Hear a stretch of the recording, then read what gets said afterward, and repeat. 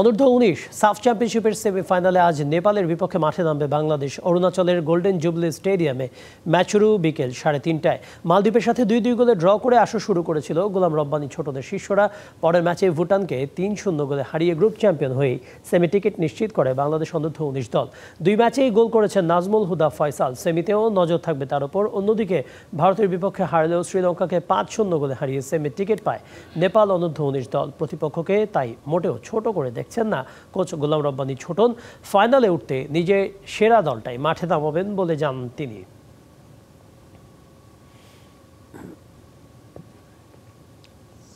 দুর্বলতা এবং শক্তি নিয়ে আমরা কাজ করেছি। ছেলেরা পুরোপুরিভাবেই প্রস্তুত সেমিফাইনালের জন্য এবং নেপাল ভালো টিম এবং আমাদের টিমও ভালো। এই সেমিফাইনাল খেলা খুবই প্রতিযোগিতামূলক খেলা হবে। নগদ পেমেন্টে 500 টাকা পর্যন্ত ক্যাশব্যাক আর লেনদেনে প্রতিদিন ডিপ ফ্রিজ এবং ঘন্টায় ঘন্টায় এসি টিভি সহ দারুণ সব গিফট।